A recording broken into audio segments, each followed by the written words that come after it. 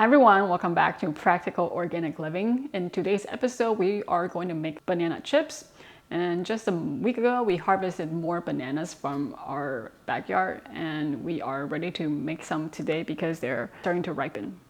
So it's actually pretty simple. All you really need is bananas and also some lemons for the lemon juice. The lemon juice will prevent the bananas from browning. So we're using lemons that we grow ourselves, and we're going to be using lemons from our own backyard. This variety is called the New Zealand lemonade. Okay, so let's get started.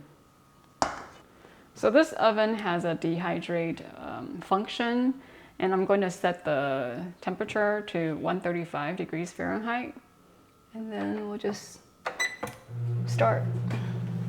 So I'm gonna get the bananas ready. Some of them are so ripe that it just falls off the bunch. These are actually pretty easy to peel. So I'm gonna cut the bananas into like a 1/4 inch, no more than a 1/4 inch. So when you're making banana chips, as long as the bananas are a little sweet, then you can turn it into banana chips.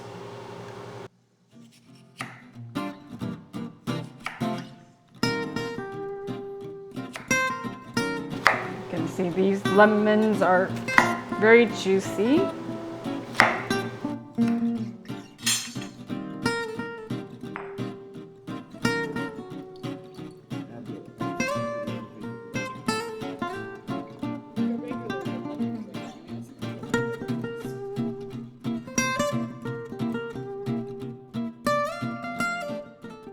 So these lemons we've tasted before, and it actually tastes quite sweet without having to add any sugar. So I'm gonna try a little bit. And remember, this is like pure lemon juice without any water or sugar.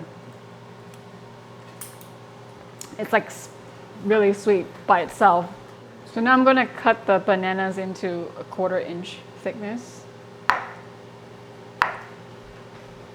Basically, the thinner the banana slices, the faster it will dehydrate. And I'm cutting it like slanted, so you get a little bit more surface area. So now I'm just tossing the banana slices in the lemon juice. The lemon juice prevents it from browning. Yeah, you definitely don't want bananas that are a little too ripe because then it makes cutting harder. It's not gonna keep the shape when you cut them. So I'm just gonna lay them on the tray.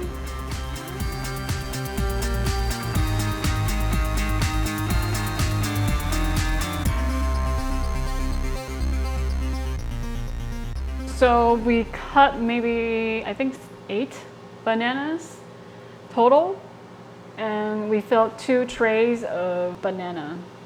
And now we're gonna put it into the oven to dehydrate. So I think I cut it in pretty like thin slices. It probably will take about 6 to 12 hours. We can rotate the tray every couple hours to see how crispy it is or how dehydrated it is.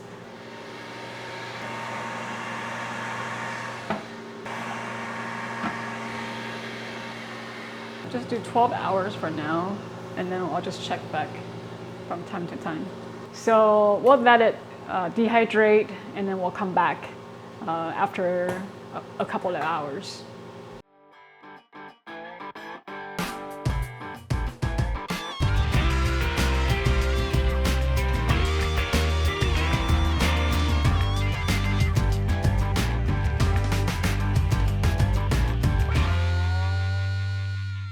So the banana chips have been dehydrating for almost 11 hours. So I think we're gonna go ahead and stop this now. And then let's take it out and take a look.